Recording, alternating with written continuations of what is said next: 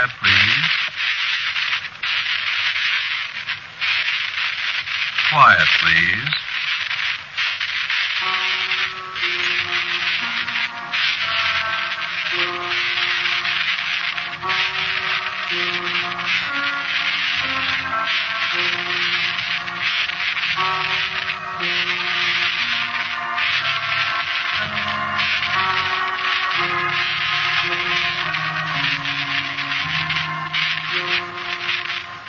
Broadcasting System presents Quiet, Please, which is written and directed by Willis Cooper and which features Ernest Chappell.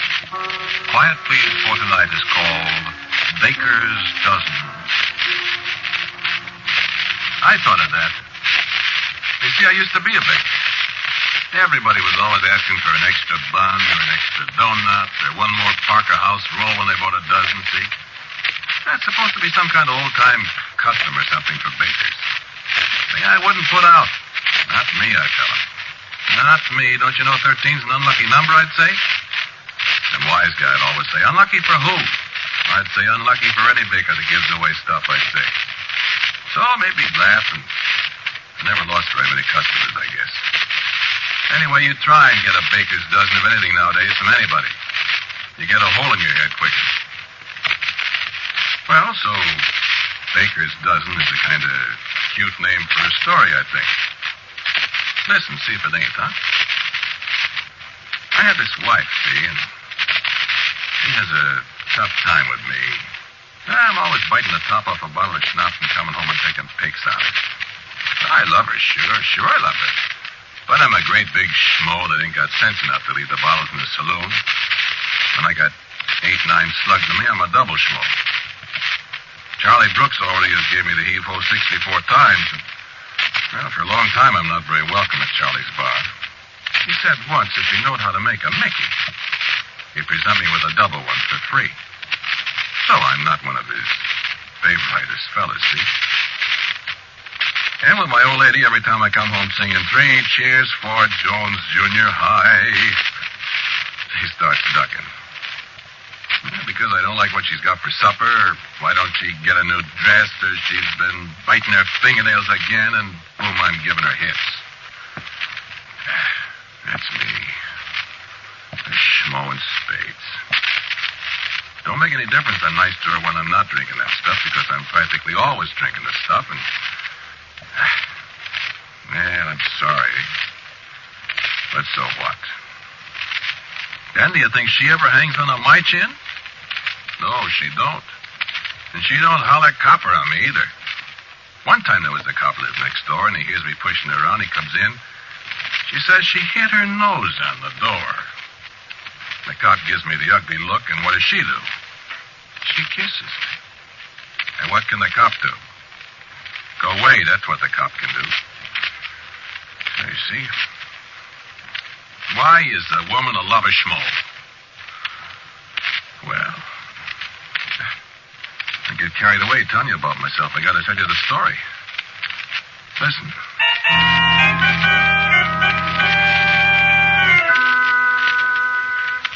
I was on this jury. A lot of times I've been called for jury duty, but I'm just like you. I always try to get out of it.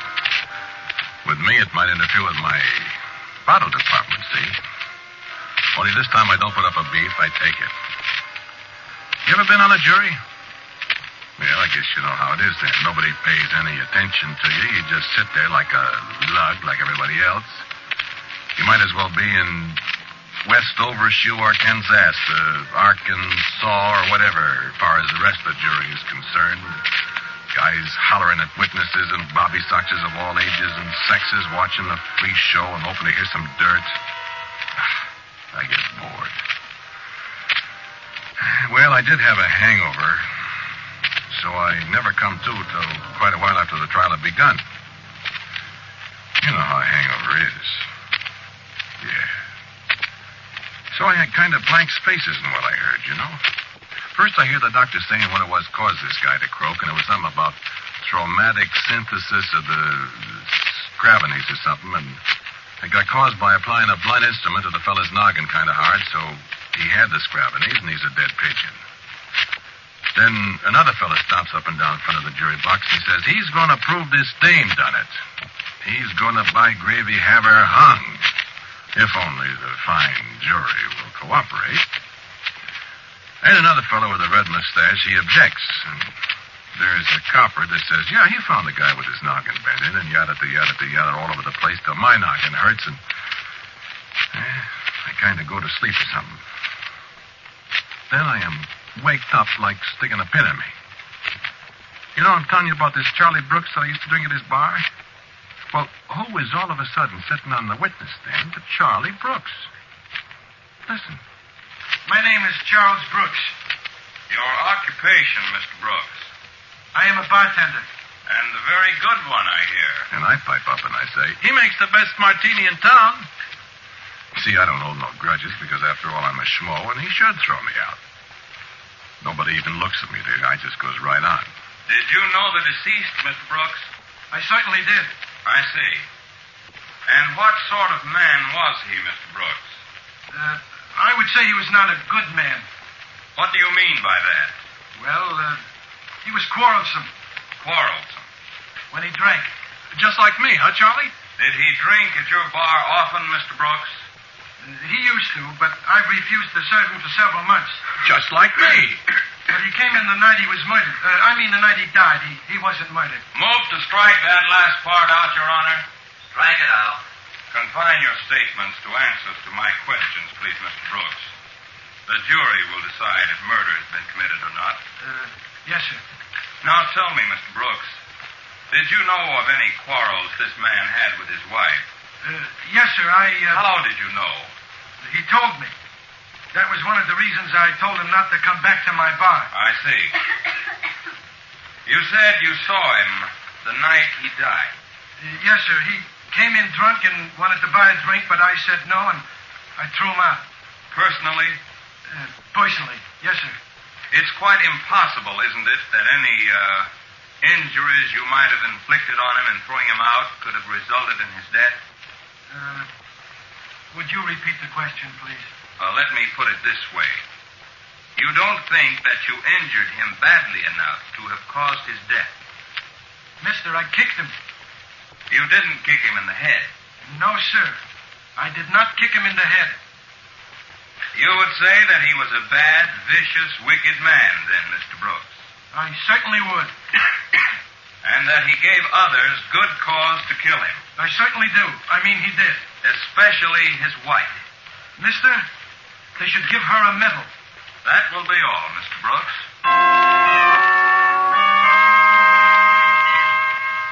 And here comes Charlie stepping out from the witness stand and walking across the floor past the jury box right in front of me. And I grin at him and I whispered, "Hi, Charlie. How you doing?" And you know what? He don't give me a tumble. But he couldn't help hearing me, but he don't even look at me. Well, all right. Next time you see me in your bar, Bud, you ain't going to see me. That's a fact. What's he think he is, a big shot because he's a witness in the court? What is this? But that ain't the only surprise I get. Charlie Brooks. There's this copper that lived next door, like I said. Dominik Gaffigan, his name is. Your name is Dominik Gaffigan? Yeah, it is. And are you a police officer? I am. You live next door to the defendant's place of residence? I do. Have you ever been in the defendant's home? I have. On what occasion, Officer Gaffigan? It was on March 18, 1947 at 7:45 p.m. I was attracted by the sound of an altercation. What kind of sound, officer? Like a man beating his wife and her whimpering like. Go on. Well, I put out my head from the door, and the door to the defendant's apartment was open. And I looked in, and I saw the defendant running across the room crying. And there was a rip in the waist of her dress, and she was bleeding at the nose. And what did you do? I entered the apartment. Go on. In the apartment, I saw the deceased, who was drunk at the time, and he was shouting imprecations at the defendant. What did he say? He cursed her. Very well. And what did he do? He started across the room after her, And? I stopped him. How did you stop him? I said stop. Only that? I put my hand against his chest like. I see. And then what happened? Then the defendant turned on me, and she asked me what I was doing in their apartment. Did you answer her? I did. What did you say? I said I came in to prevent murder. And what did she say to that? She turned on me, said she had bumped her nose on the door, and there was going to be no murder, and I should go away. And did you? Well, I remonstrated with her, on the face of the evidence, but she would have none of me. And then she turned and kissed her husband and said she loved him. So I came away then. I see. And it is still your impression that your arrival on the scene prevented murder? It is. You think he would have murdered her? I do. And have you any knowledge of other, altercations between the defendant and the deceased, Officer Gaffigan? I have. I stood up and I said, Gaffigan, you know you're the biggest liar on the police force. Gaffigan, you know perfectly well that what you told that fellow was what happened at my apartment pretty near a year ago. And you're trying to hang something on some poor schmo, and you know that happened to me and Elsa. You're a stinker, Gaffigan. Yes, sir. I think the woman would be perfectly justified in killing the man. you see? That's a cop for you. And I hollered out again. That Gaffigan's a liar, Judge. But nobody even looked like they heard me. Only the guy that was doing the questioning. He turned around toward the jury a minute, and he looked at us. He looked at us so long, the judge leaned down and said, "What's the matter, Mr. Cunningham?" I'm sorry, Your Honor, but every time I glance at the jury box, I get the distinct impression that there's an extra juror there. Are you sure you feel all right, Mr. Cunningham? Well, I'm sorry, sir. I've been having a little trouble with my eyes lately. Well, I'm sure you're at liberty to count the jurors, Mr. Cunningham. Thank you, Your Honor.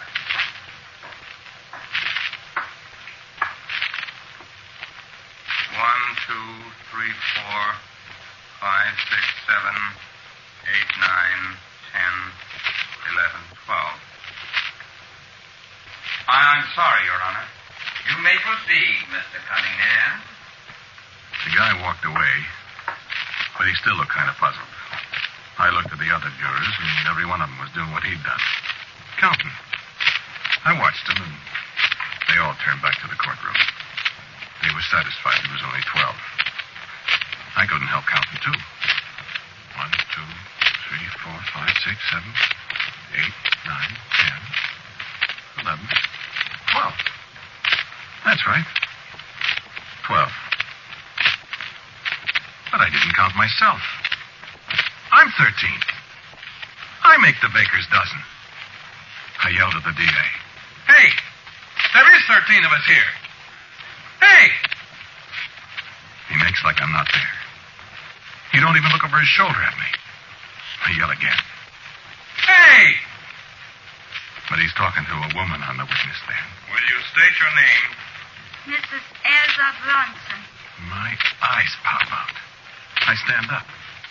Hey, that's my wife. What are you doing here, Elsa? And your place of residence? 1313 North Court Street. Now, Mrs. Bronson, will you please tell the jury exactly what happened on the evening of January 13th? I was alone in the apartment. Speak up, please, Mrs. Bronson. I was alone in the apartment. My husband often came home late, so I was not alarmed when it became 7 o'clock and then 8 o'clock. What were you doing, Mrs. Bronson? I was ironing Ironing what? my husband's shirt. I see. Go on. When it became 9 o'clock, I became a little bit alarmed Why? because Was it because you were sure your husband was drunk somewhere? my husband does not drink so much. Was it because you were afraid that he would come home drunk and beat you up? No, Mrs. Bronson, your husband had beaten you up before, hadn't he? no. You heard what Officer Gaffigan said, didn't you? I told him the truth. I strike my nose on the door. You didn't strike it on your husband's fist? No, He has never struck you? never. Mrs. Bronson, did you hate your husband? I loved my husband, sir. Even when he beat you? He did not beat me. I loved him and he loved me. I couldn't stand it any longer. I jumped up again. I said, Listen, you, what's this here all about? What are you doing with my wife? Elsa, what are they doing to you? I loved my husband. Elsa, I love you.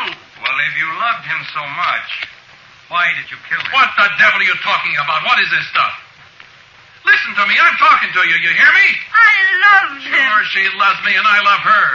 Furthermore, I'm not going to let you make a fool of her anymore. You hear me? You loved him, so you killed him. What are you talking about? and then I got the big idea. Then I all of a sudden knew why the guy thought there was 13 of us in the jury box. And why there was. I could see it. I heard of things like that, but I didn't believe in ghost stories or whatever they are. Only I knew something now. You know what I knew. Sure. I was dead. I was a ghost. I was sitting on the jury while they was trying my wife for murdering me. Couldn't be anything else, could it? I was dead. They said I was dead. They said Elsa murdered me. You murdered your husband, Mrs. Bronson. I was ironing. I was so tired. I was so afraid. Afraid of him? Yes, I was afraid of him. He did beat you then. Why should I lie? Leave me. He was a good husband to me sometimes. It was only when I had the drink that he was bad. We had such a long time together when we were happy always. And then, once he had struck me, it was perhaps easier for him the next time. He was not himself when he drank, you know. He was not. I forgave him each time. He cried with me so many times afterwards. What could I do but forgive him? I loved him. Yes, Elsa.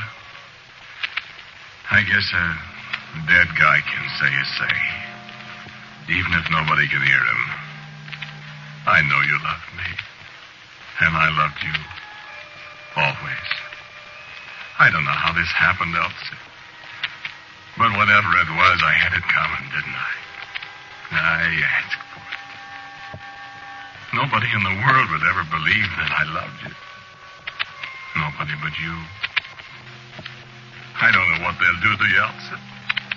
But I wish I could take the rap for you. It isn't enough. Just being dead. And it was 9 o'clock and then 10 o'clock. And I was so tired. And so I went and made myself a bite to eat alone. And then I came back to the ironing. I'm afraid I'm slow at my work, but I'm very careful. And you were ironing when he came in? Yes. Yes, I was ironing. The door opened, and I saw at once that he had been drinking. He walked across the room to me, and he stood there and smiled at me the way he always smiled when he was angry. And he said, "What are you doing, Elsa? Ironing?" And I said, "Yes." He pushed the ironing board against me and I fell. And the iron burned my hand, and he bent over to pick me up. And I struck him with the iron. I'd never struck him before, but I killed him. Now take me away and hang me. I do not want to live after this.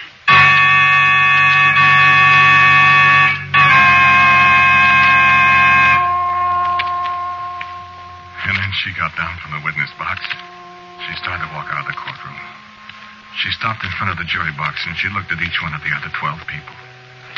The man that said he was a bookbinder, and the young salesman, and the girl with the red feather in her hat, and all the rest of them. And when she had looked at each one of them, she looked at me. And she saw me. I know she saw me. Come, Irving. Come home with me. I got up from my chair, and I went out the little gate in the jury box, and I walked along with her. And we went through the little fence in front and down the aisle, and Charlie Brooks got up and walked on one side of her, and Dominik Gaffigan, the policeman, he got up and walked on the other side of her. And we walked out. And there was another policeman with us, and I was walking behind them. And when we got out of the courtroom, it was all dark out there, and I felt awful. And I just got one glimpse of her as she turned her head over her shoulder. And I was walking in the dark for a long, long time. And I didn't know where I was, and then all of a sudden it was awful bright. And I felt somebody kick at me. And there was Charlie Brooks. And if you ever come back in this place again, drunk or sober, I'll beat your brains out. You hear me? And the door closed behind him. And I was in the snow. And my head hurt worse than ever. I get up. And I walk in the snow. I stagger. I stagger a long, long way in the snow. I'm going home. So I'm going home.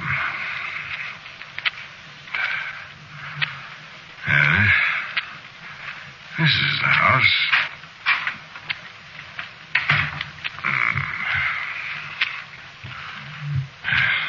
This is the stairway.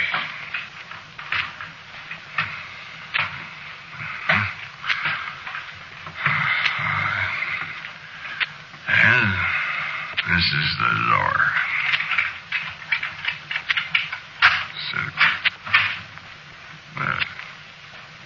Well, that's Elsa standing there, alongside the ironing board. Hey, I'm not dead. What you doing, Elsa? Ironing?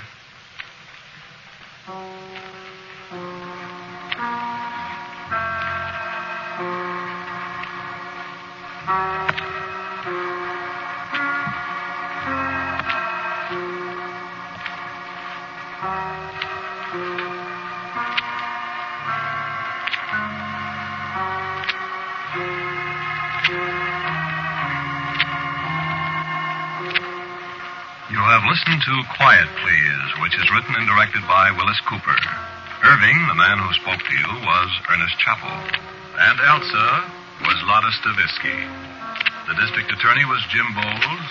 Gaffigan was played by Ed Latimer. Charlie Brooks was Murray Forbes, and the judge was Harry Worth. The original music for Quiet Please is composed and played by Albert Berman. Now, for a word about next week's Quiet Please, here is our writer-director, Willis Cooper. I've got a story for you next week called The Green Light. So until next week at the same time, I am quietly yours, Ernest Chappell. Quiet Please comes to you from New York. This is the Mutual Broadcasting System. Following station identification, you'll hear And Now,